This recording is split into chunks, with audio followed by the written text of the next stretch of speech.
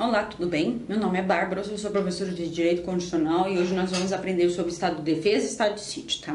A gente vai ver o que é cada um, como que faz, como que funciona o trâmite, quais que são os casos que você decreta de Estado de Defesa, Estado de Sítio, enfim, tudo isso a gente vai ver hoje, tá bom?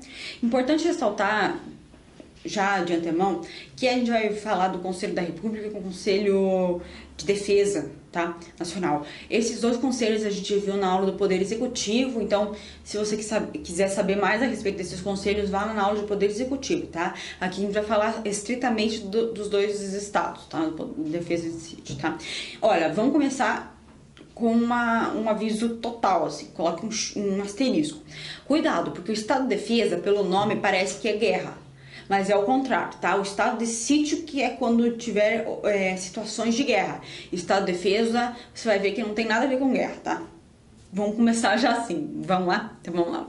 Ó, o estado de defesa é para preservar e restabelecer locais restritos e determinados, ou seja, não é no país inteiro, é só alguns locais restritos e determinados, a ordem pública, a paz social ameaçadas por grave e eminente instabilidade institucional ou atingidas por calamidades de grandes proporções da natureza. Por exemplo, tem um tornado lá em Minas Gerais, destruiu o estado absolutamente inteiro de Minas Gerais.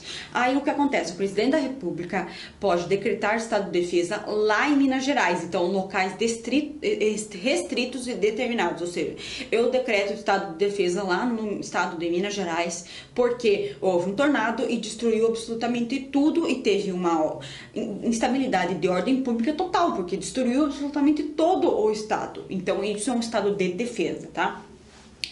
Diferente do estado de sítio. O estado de sítio é o quê? Comoção grave de repercussão nacional. Então, o estado de defesa é determinado. Você pode gravar que é defesa determinado, ou seja, local restrito e determinado. E sítio é repercussão nacional, com ocorrências de fatos que comprovem ineficácia. Ou seja, você pode ter decretado o estado de defesa antes e não funcionou, ou declaração de estado de guerra e agressão armada. Então, por exemplo, o estado de sítio é no país inteiro.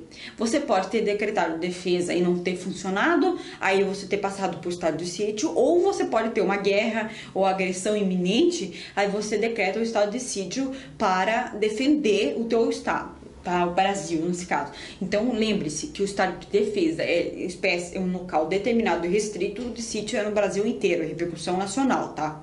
Não precisa ser agressão em todos os estados, mas isso vai repercutir nacionalmente, então é repercussão nacional, tá? Vamos lá. Agora a gente vai ver como que funciona o procedimento de cada um, tá? Lembrando que o estado de defesa é um caos de natureza, alguma coisa restrita, determinada num local só, tá? Uma perturbação ou causada por qualquer caos ou por calamidade da natureza, tá? Então, nesse caso de um caos causado por uma calamidade pública da natureza ou qualquer instabilidade, tá? A gente vai acontecer o seguinte, o presidente da República vai ouvir lá o Conselho da República e o Conselho de Defesa Nacional. Ele vai ouvir o que cada conselho tem para falar. Aí vamos supor que esses dois conselhos tenham falado, eu acho que você tem que decretar o estado de defesa, tá?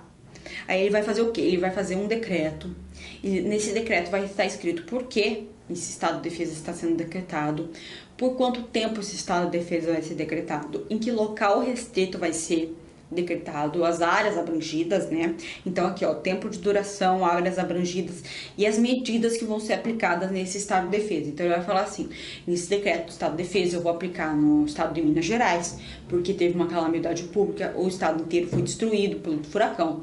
Eu vou fazer essas medidas seguintes, eu vou restringir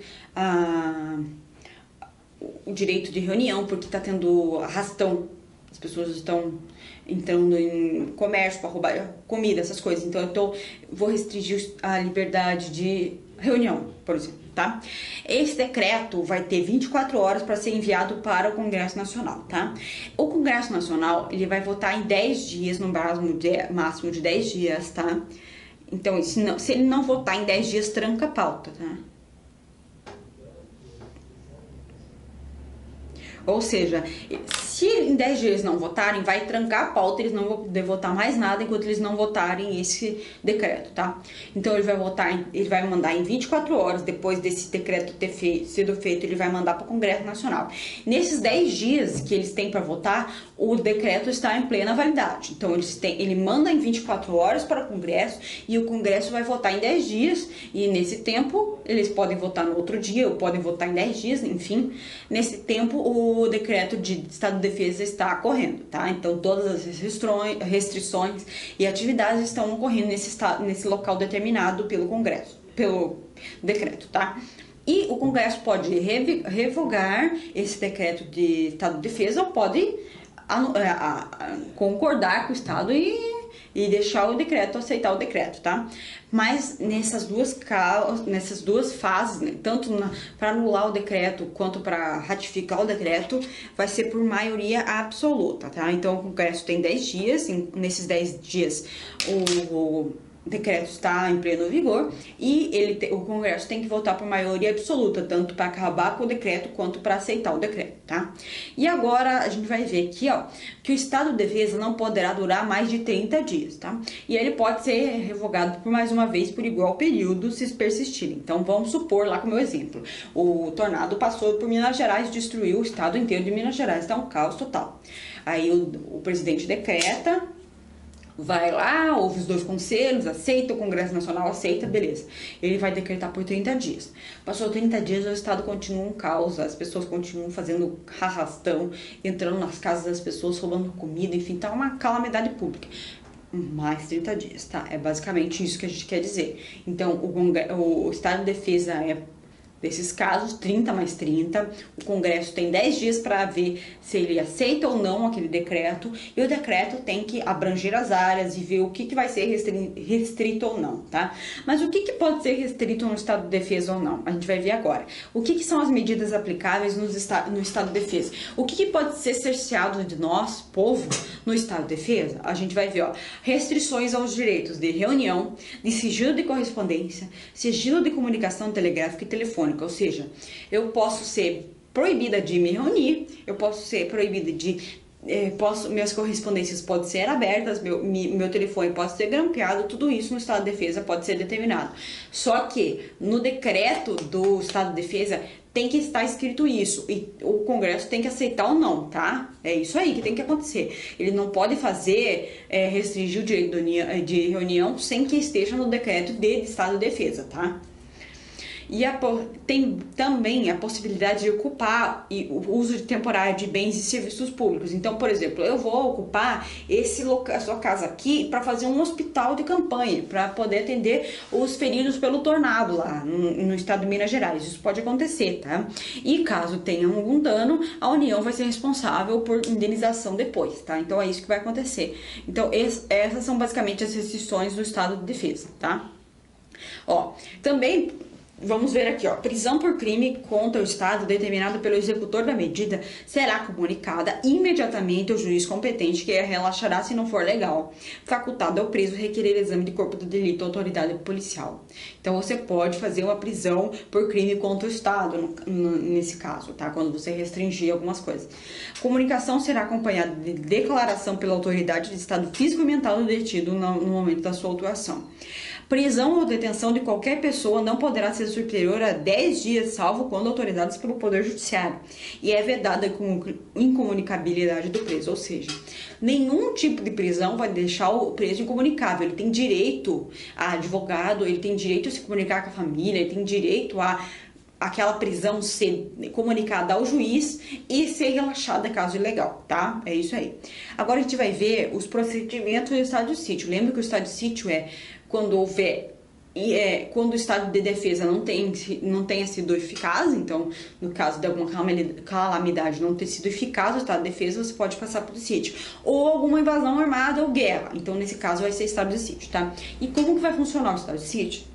O estado de sítio vai ser assim, ele só vai ouvir, o presidente da República só vai ouvir o Conselho de Defesa Nacional. Só que nesse caso, depois de ouvir o Conselho de Defesa Nacional, ele não pode ir igual o estado de defesa e direto decretar o estado de defesa por um decreto? Não, ele vai ter que pedir autorização. Então a gente vai ver no número 2, ó. Solicitar ao Congresso Nacional, ó, Congresso Nacional, que é a soma do Senado mais a Câmara dos Deputados, então os dois, tá? Solicitar ao Congresso Nacional autorização para decretar o estado de sítio, tá?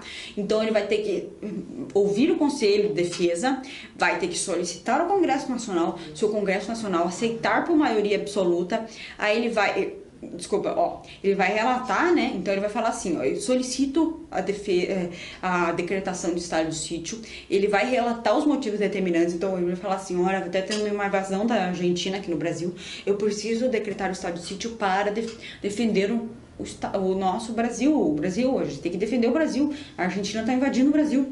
Aí o que ele vai falar? O Congresso Nacional vai decidir por maioria absoluta, tá? Aí o Congresso vai aceitar, aí o presidente vai com essa autorização do Congresso Nacional, ele vai redigir o decreto de estado de sítio, e o decreto vai ter o quê? A duração, tá? Ele vai ter que ter as normas do estado de sítio, então a gente vai ter que poder, vamos restringir tal coisa, ele vai ter que fazer, vai falar assim, vai ser suspensa tais garantias constitucionais, então duração do estado de sítio, e lembrando que o estado de sítio ele é no Brasil inteiro, então diferente do decreto de defesa nacional, que é restrito a algum lugar, então no decreto de defesa nacional tem que estar escrito, olha, o decreto vai valer para o estado de Minas Gerais por causa do tornado. O estado de sítio não precisa disso, porque a decretação do estado de sítio é do Brasil inteiro, então ele não precisa determinar o local, ele só precisa determinar a duração do estado de sítio, e os direitos que vão ser suspensos e as medidas que vão ser aplicadas, tá? É isso que vai ter que estar escrito, tá? E depois de publicado, o presidente da República designará o executor das medidas. Então ele vai falar, olha, cabe à Polícia Federal fazer tal coisa, prender o povo lá, tá? O Exército vai ter que fazer tal coisa. Então ele vai ter que designar lá depois da publicação do decreto, tá? Olha, caso de comoção grave de repercussão nacional ou ocorrência de fatos que não comprovam a ineficácia da medida, não poderá ser decretado mais de 30 dias, nem prorrogado cada vez por prazo superior. Então, vai ser só 30 dias, prorrogado por mais 30 dias, no caso de comoção de grave repercussão nacional ou ocorrência de fatos que provem a ineficácia da tomada durante o estado de defesa. Então, no caso de comoção nacional ou o estado de defesa que não deu certo, o prazo do decreto de estado de sítio vai ser de 30 mais 30. Só que no caso de guerra não faz sentido, porque a guerra pode durar muito mais de 30 dias, desculpa. Então, no caso de guerra ou agressão armada, poderá ser decretado por estado que a agressão perdurar. Então, se a guerra durar 100 dias, o estado de defesa de sítio vai durar 100 dias. Então, a decretação vai ser durante o tempo que perdurar. Agora, no caso de comoção de grave repercussão nacional, ou no caso do estado de defesa não ter surtado efeito, vai ser 30 mais 30 da mesma regra que o estado de defesa, tá? Veja bem, então para o estado de defesa só temos uma regra, 30 mais 30. Para o estado de sítio temos duas regras, 30 mais 30, ou no estado de agressão ou guerra, o tempo que essa agressão ou guerra perdurar, tá? Só poderão ser tomadas medidas contra as pessoas no estado de sítio, essas medidas aqui, ó. Obrigação de permanência em localidade determinada, ou seja, toque de recolher,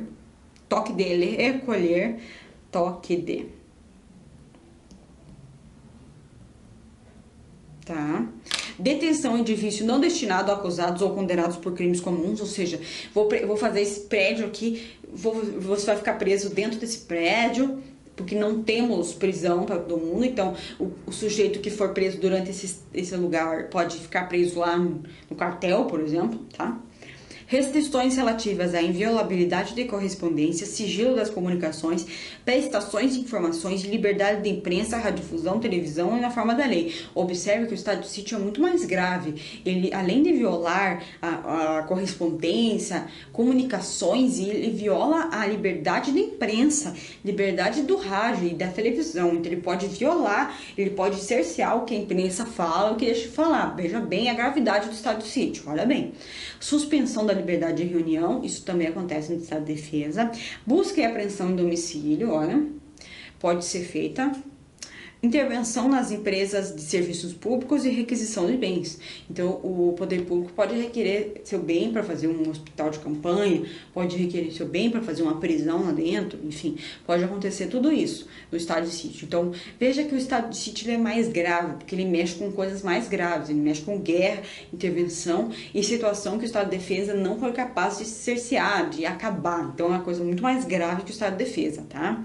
Olha, a mesa do Congresso Nacional vai designar uma comissão, tá? Com membros da própria mesa do Congresso, e esses 5 membros dessa comissão, eles vão ficar observando as medidas desses estado de defesa e estado de sítio para ver se o decreto está sendo cumprido. Então, se os limites que foram impostos pelo decreto estão sendo cumpridos pelo pessoal ali da execução da União, enfim, no estado de defesa e estado de sítio.